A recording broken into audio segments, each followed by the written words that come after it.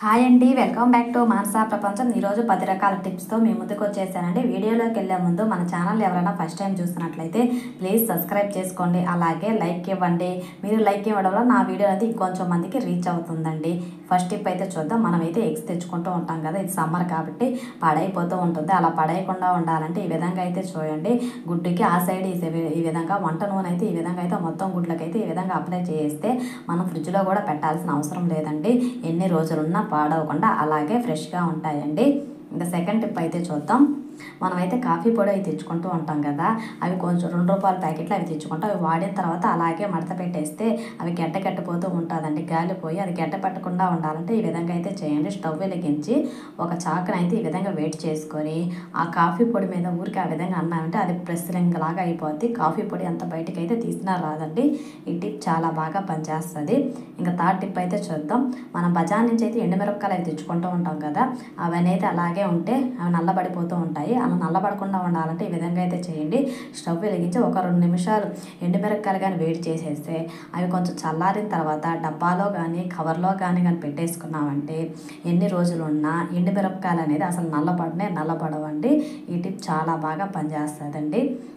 ఇంక fourth tip అయితే చూద్దాం. మనమైతే విమ్ లిక్విడ్ ప్యాకెట్లు అవన్నీ తెచ్చుకుంటాం కదా, వాడిన తర్వాత అలాగే పడేస్తూ ఉంటాం. అలా పడేయకుండా ఈ విధంగా అయితే చేయండి. విమ్ లిక్విడ్ని పైన అయితే ఈ విధంగా అయితే కట్ చేయండి. కట్ చేసిన తర్వాత చాకుని అయితే వేడి చేసుకొని వాటికైతే 2 రంధ్రాలు ఆ సైడు ఈ సైడ్ ఈ విధంగా అయితే పెట్టుకోండి. పెట్టుకున్న తర్వాత ఒక తాడు అయితే తీసుకోండి. తాడు తీసుకున్న తర్వాత దానికైతే హ్యాంగర్స్ లాగా చేయండి. ఇదో చూడండి, వీడియోలో చూపించిన విధంగా 2 సైడ్లు చేయండి. ఇలా చేసిన తర్వాత మనమైతే బాత్రూంలో షాంపూలు అవి వాడేసిన తర్వాత అలాగే కింద పడేస్తూ ఉంటాము. అలా చూసేదానికి కూడా చాలా బాగుంటుంది. అలా కాకుండా ఉండాలంటే దీంట్లో కానీ వేసేస్తే అవసరమైనప్పుడు పడేయచ్చండి. ఈ టిప్ చాలా బాగా పనిచేస్తుంది. ఇంక ఫిఫ్త్ టిప్ అండి. మనమైతే అగ్గిపెట్టెలు అవి తెచ్చుకుంటూ ఉంటాము. అవి కొన్ని రోజుల తర్వాత అయితే తెచ్చుకున్నప్పుడు బాగానే ఉంటాయి, కొన్ని రోజుల తర్వాత మెత్తపడిపోతూ ఉంటాయి. అలా మెత్తపడకుండా ఉండాలంటే అగ్గిపుల్లలో కొంచెం కానీ బియ్యం కానీ వేసామంటే అగ్గిపెట్టెలు ఎన్ని రోజులున్నా మెత్తపడవండి. బియ్యం పొదులు చాక్ పీస్ వేసిన అగ్గిపుల్ల అనేది మెత్తపడవు. ఈ టిప్ సమ్మర్లో కాబట్టి వింటర్లో కన్నా చాలా బాగా పనిచేస్తుందండి. ఇంకా సిక్స్త్ టిప్ అయితే చూద్దాం. మనమైతే స్టిక్కర్ ప్యాకెట్ అయితే తెచ్చుకుంటూ ఉంటాము. వాడిన తర్వాత స్టిక్కర్లు అయిపోయిన తర్వాత వాటిని అయితే పడేస్తూ ఉంటాము. అలా పడేయకుండా ఈ విధంగా అయితే చేయండి.